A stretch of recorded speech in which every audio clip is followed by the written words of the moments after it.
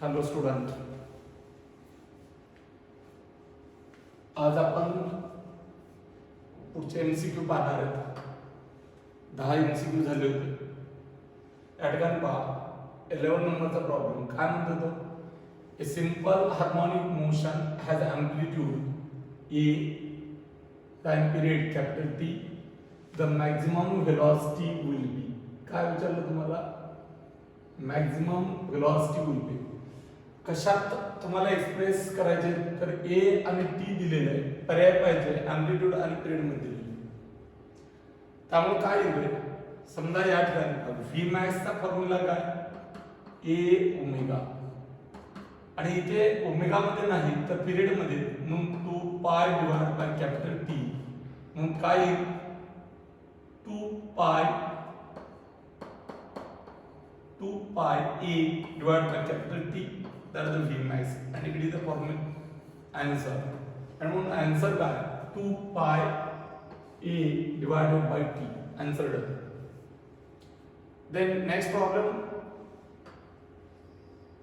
a particle execute SHM with a period 6 seconds, right? आणि amplitude किती दिलंय? amplitude दिलंय 3 सेंटीमीटर, आणि इट्स अ मॅक्झिमम स्पीड कशात काढायचं सांगितलं, सेंटीमीटर पर सेकंड मध्येच काढायचं सांगितलं. त्यामुळे अँप्लिट्यूडचं युनिट बदलायची गरज नाही, right?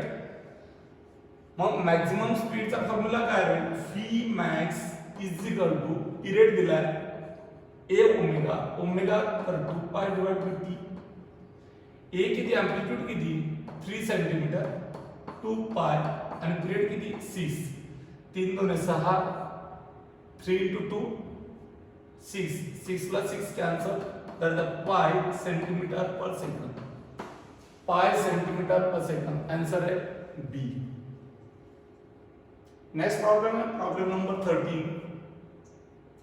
See here, a body of mass किती 5 gram executing SHM of amplitude, a point with amplitude 10 centimeter and maximum velocity दिली तुम्हाला 100 centimetre per second. It's a velocity will be 50 centimetre per second at a distance. म्हणजे काय विचारलंय, distance विचारलंय. कधी velocity एवढी असेल तर 50 centimetre per second. Okay, मग मला सांगा हे दिलेल्या वेलोसिटी ह्या सीजीएस मध्येच ठेवल्या. मग मॅक्सिमम वेलोसिटी एम्पलीट्यूड किती 10 सेंटीमीटर, व्ही मॅक्स किती रे 100 सेंटीमीटर पर सेकंड. Vm काय असतो, ए ओमेगा दॅट इज 100, ए ची किंमत 10, ओमेगा 100, 0 ला 0 कॅन्सल, म्हणजे 10 ला 10 कॅन्सल, ओमेगा ला 10 रॅड पर सेकंड. आता या ठिकाणी ओमेगा माहिती आहे, ए माहिती आहे, तुम्हाला वेलोसिटी दिली ही व्ही किती 50 सेंटीमीटर पर सेकंड. ही वेलोसिटी किती अंतरावरती असेल असं विचारलं. मग मला सांगा V is equal to omega into square root of A square minus X square. V किती रे, दॅट द 50, ओमेगा किती that the 10, square root of amplitude किती 10, 10 चा स्क्वेअर मायनस ए स्क्वेअर. सी आर 10 10 कॅन्सल, म्हणजे 0 0 कॅन्सल केला, 5 आहे, 5 चा स्क्वेअर दोन्ही बाजूचा स्क्वेअर केलं 25. Okay, is equal to square root cancel होईल, 10 चा स्क्वेअर मायनस एक्स स्क्वेअर. हा एक्स स्क्वेअर इकडे आणला, X square is equal to 10 चा स्क्वेअर 100, हा 25 इकडे मायनस 25, सबट्रॅक्शन येईल 75. x is equal to square root of 75, याचा अर्थ 25 75, 5 वर्गमुळात 3 किती आलं 5√3 सेंटीमीटर. हा आन्सर असेल 5√3 centimetre. Okay, then amplitude, a particle is executing simple harmonic motion with a frequency f. and the frequency at which its kinetic energy changes into potential energy. आठवण पहा, मी theory शिकवताना ग्राफ काढून दाखवला होता. पार्टिकलची frequency जर f असेल तर frequency of kinetic और frequency of potential energy me double सांगितली होती. मग डबल सांगितली होती तर पार्टिकलची f आहे, तर डबल म्हणलं तर कायनेटिक किंवा पोटेन्शियलची किती होईल 2f, आणि मग आन्सर काय that is 2f, right. Then 15 number, when potential energy of a particle executing simple harmonic motion, काय म्हणलं, potential energy of a particle executing simple harmonic motion is a 1/4 of maximum value during the oscillation. maximum value किती रे during the oscillation? ऑसिलेशनच्या दरम्यान potential एनर्जीची maximum value किती, तर 1/2 ka² total energy एवढी. तो म्हणतो व्हेन पोटेन्शियल एनर्जी मॅक्झिमम व्हॅल्यूच्या, म्हणजे कुणाची मॅक्झिमम व्हॅल्यू, मग तो पोटेन्शियल एनर्जी म्हणला आणि टोटल एनर्जी म्हणला तरी चालतंय. मग या ठिकाणी पहा मॅक्झिमम व्हॅल्यू किती असते 1/2 ka², बरोबर. तो विचारतोय पोटेन्शियल एनर्जी ही या मॅक्झिमम व्हॅल्यूच्या 1/4 कधी असेल, म्हणजे x विचारतो. मग पोटेन्शियल एनर्जीचा फॉर्म्युला काय आहे, 1/2 kx² is equal to 1/2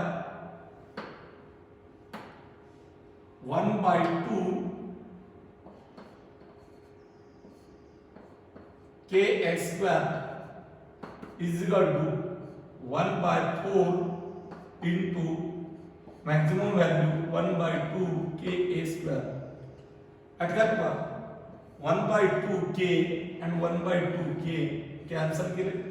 okay, taking the square root x² the square root x, 4 चं वर्गमूळ 4 सॉरी 2 a² तर a/2, आणि आन्सर काय तर that is the a/2.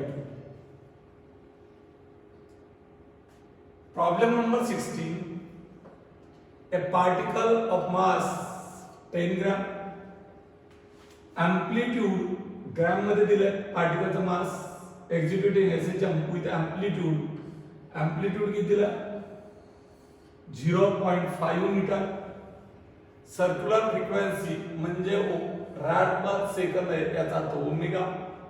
The maximum value of force, काय विचारलंय, मॅक्झिमम व्हॅल्यू ऑफ फोर्स. कोण आहे फोर्सचा फॉर्म्युला काय आहे, F is equal to m into e. एक आहे ऍक्सेलरेशन. मग मॅक्झिमम व्हॅल्यू ऑफ फोर्स विचारलं तर पार्टिकलचा मास नसते बदलत, ऍक्सेलरेशन बदलतं, मग हा मॅक्झिमम ऍक्सेलरेशन. मग मास इंटू a max किती आहे, मास इंटू a max किती, a max काय असते a ओमेगा², बरोबर आहे. मग मला सांगा m किती 10 ग्रॅम, 10 ग्रॅम म्हणजे 10 ग्रॅमचे kg -3. एम्प्लिट्यूड किती 0.5, ओमेगा किती 10 चा स्क्वेअर. ओके, याचा आणि याचा प्रोडक्ट केला 10 इंटू 0.5 किती रे, दॅट इज 5, बरोबर. किंवा सरळ सरळ का असं केलं तरी चालेल. कसं 10⁻² आणि 10⁻1 10⁻3 10⁻+3 and -3 काय होती, कॅन्सल होती, आणि आन्सर काय राहतो 0.5 Newton. That is the F mass. That is the F mass, a 0.5 Newton. That is the answer. The next 17 number problem need वाचायचा. A body is moving in a room with a velocity 10 meter per second. Perpendicular काय म्हणतोय, body is moving in a room with a velocity 20 metre per second perpendicular to to walls separated by 5 metre. समजा या ठिकाणी हे wall आहेत आणि एखादी body, ही body ही जर मूव्ह होत असेल व्ही या व्हेलॉसिटीने, तर ही इथं आदळेल, इथं आदळून या ठिकाणी वापस येईल. मला सांगा, आदळल्याच्या नंतर तो म्हणतो there is no friction, friction होत नाही, घर्षण होत नाही. The collision with walls are elastic. Collision म्हणजे जर फोर्स ऍक्ट झाला आणि तो समजा बॉल असेल तर त्याचा साईज शेप जर बदलत असेल तर तो तिथून रिबाउंड झाल्याच्या नंतर परत ओरिजिनल साईज शेप रिगेन करतो. The motion of the body is, मग मला सांगा, velocity 20 metre per second perpendicular elastic आहे. याचा अर्थ काय होती, जेवढा आदळतो तेवढीच एनर्जी त्याला रिगेन होती, परत मिळते. याचा अर्थ समजा इथून हा इथं 5 सेकंदात येत असेल, आदळल्याच्या नंतर परत तो रिबाउंड होतो इलास्टिक कोलिजन म्हणला, तर इकडे येताना देखील त्याला एनर्जी तेवढीच असेल, तेवढाच वेग असेल. परत इथं 5 सेकंद, परत इकडे जातो 5 सेकंद, इकडे येतो 5 सेकंद. याचा अर्थ तो पिरियडिक मोशन करतो. कसली पिरियडिक कोणती, बट ज्यावेळेस तो इथं आदळतो किंवा समजा मी हे मीन पोझिशन मानलं, इथून इथं गेला तर याच्यावरती इथं फोर्स या दिशेला ऍक्ट होत नाही. स्प्रिंग असेल, स्प्रिंग कशी ओढून धरते, सिंपल पेंडुलम कसा ओढला जातो वापस ओढला जातो, तसं इथं रिस्टोरिंग फोर्स नाही. After collision it returns back आणि त्यामुळं मोशन ही पिरियडिक आहे. मोशन कसली पिरियडिक आहे, but not SHM, but not SHM. आणि मग या ठिकाणी आन्सर काय, तर periodic but not simple harmonic motion. का, since there is no friction and collision is elastic, therefore loss of energy takes place and body strike again and again with two perpendicular walls, so motion of the ball is periodic but there is no restoring force, so characteristic of SHM will not be satisfied. आणि म्हणून characteristic of SHM F is directly proportional to minus x असते, ते satisfy होत नाही आणि म्हणून but not simple harmonic motion. म्हणून answer सांगितलं मी, periodic but not simple harmonic motion. 18 number problem. सियर हा प्रॉब्लेम थोडासा मोठा आहे, नीट वाचायचा. काय म्हणतोय तो, two particles execute the SHM. Amplitude कसं आहे, सेम. फ्रिक्वेन्सी कशी, सेम, म्हणजे omega same, A same, same straight line, एकाच लाईन होती. They pass one another when going in opposite direction. ज्यावेळेस ते एकमेकांना एकाच लाईन होती पास होताना डायरेक्शन अपोजिट आहे, तर what is the phase difference. Consider करा समजा या ठिकाणी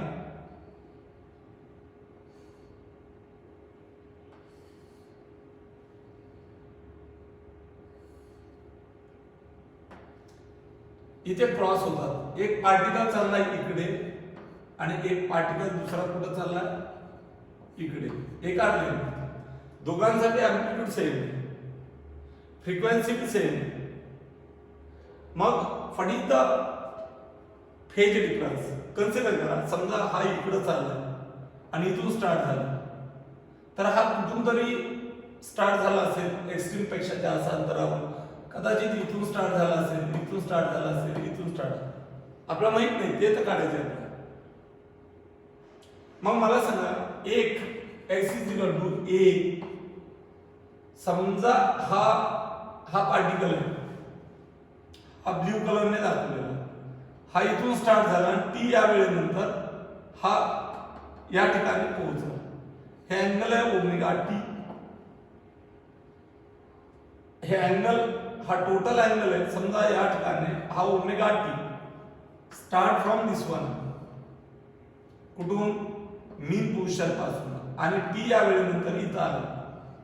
ओके, मग x is equal to a sin omega t. बरोबर, तो काय म्हणतोय, each time their displacement is half of the amplitude. मग इथं असताना याचा डिस्प्लेसमेंट किती, a by 2, आणि तिकडनं इकडं आला त्याचं डिस्प्लेसमेंट किती, a by 2. मग हे जर a by 2 असेल, a by 2 असेल, a sin omega T get cancel. sin omega T ची किंमत किती आली, 1/2. हे कधी असतं, जर omega T sin inverse of 1/2 कधी 30 डिग्री और π/6. बरोबर, बरोबर आहे ना, sin 30 दॅट इज 1/2. मग मला सांगा ओमेगा टी ची किंमत किती, 30. मग cos 30 ची किंमत किती, म्हणजे ओमेगा टी ची किंमत किती, √3/2. बरोबर, या दोन किमती या ठिकाणी लक्षात ठेवायचं. मला ओमेगा टी मिळाल दॅट इज 30 डिग्री, म्हणजे π/6. आता मला दुसऱ्या जो पार्टिकल आहे जो अपोजिट डायरेक्शन आहे, पण कुठं भेटतात हे, a by 2. मग x इज इक्वल टू काय म्हणतो मी, x is equal to amplitude same sine of omega t. पण त्याचा स्टार्टिंग फेज माहित नाही मला किती ते, दुसऱ्याचा मी पहिल्याचा मानला इथून स्टार्ट फ्रॉम मीन पोझिशन इकडे चाललाय, म्हणजे स्टार्ट फ्रॉम मीन पोझिशन. पण दुसरा याच्यापेक्षा किती फेज ने पुढे, तर 5 ने असं मानतो मी. आणि मग मला सांगा हा sine of omega t plus 5 आणि हा ओमेगा टी, तर फेज डिफरन्स किती, 5. म्हणजे तुम्हाला किंमत कशाची काढायची, 5 ची. सेला इक्वेशन नंबर 2. पुढे जाऊ, डिस्प्लेसमेंट क्रॉस होतानाचा किती, a by 2, कारण हा टी या वेळेनंतर इथे पोहोचला. a sin of omega t plus 5. Okay, a ला a कॅन्सल, a ला a cancel, 1/2 sin a plus b ची फॉर्म्युला यूज करा. sin of omega T cos of 5 plus cos of omega T sin of 5. बरोबर ना, 1/2 sin omega T ची किंमत वरती आली, किती आली होती, sin ओमेगा टी ची किंमत आपली किती आली होती, that is the 1/2, आणि cos ओमेगा टी ची किती आली, √3/2. Okay, so 1/2 cos of 5 plus √3/2 into sin of 5. बरोबर आहे का, 2 ला 2 कॅन्सल, हा हे 1/2 कॉमन घेतला पण इकडे आणलं कॅन्सल होऊन जातं. हा इथं राहिला 1, cos इकडे आणला minus cos of 5 is equal to √3 into sin of 5. Consider करा, जर मी याचा स्क्वेअर केला तर काय होईल, 1 minus cos 5 याचा स्क्वेअर केला is equal to √3 into sin of 5 याचा स्क्वेअर केला. बरोबर ना, याचा स्क्वेअर केला 1 minus 2 into 1 into cos of 5. Second टर्मचा स्क्वेअर मायनसचा वर्ग plus cos square 5 is equal to √3 चा स्क्वेअर 3 sin स्क्वेअर 5. बरोबर ना, इकडे आणा त्याला काय होईल, 1 minus 2 cos 5 plus cos square 5 हा -3 sin square phi is equal to 0. 1 minus 3 cos phi plus cos square phi minus 3 1 minus cos square phi is equal to 0. मी तुम्हाला अगोदर सांगितलं की एक्झाम्पल थोडंसं लेंथी अँगल काढण्यासाठी 1 minus 3 cos of phi plus cos square phi minus 3 plus 3 cos square phi is equal to 0. Let's see here. 3 cos square phi and cos square phi किती 4 cos square phi बरोबर ना हे -3 cos phi आणि -3 plus 1 there is a -2 is equal to 0. See here, या ठिकाणी quadratic equation याला x मानलं 4ax² plus bx plus c is equal to 0. त्यावरून याच्यात x कोण आहे हा आणि यावरून -b plus minus square root of b square minus 4ac divided by 2a याने जर x च्या व्हॅल्यू म्हणजे cos च्या व्हॅल्यू काढल्या तर cos च्या व्हॅल्यू या ठिकाणी तुम्हाला 2 मिळतील. एक या ठिकाणी cos of phi ची किंमत तुम्हाला या ठिकाणी 2 मिळतील. एक 30 डिग्री किंवा cos of 60 डिग्री म्हणून या ठिकाणी phi च्या किमती किती येतील that the phi is equal to 120 degree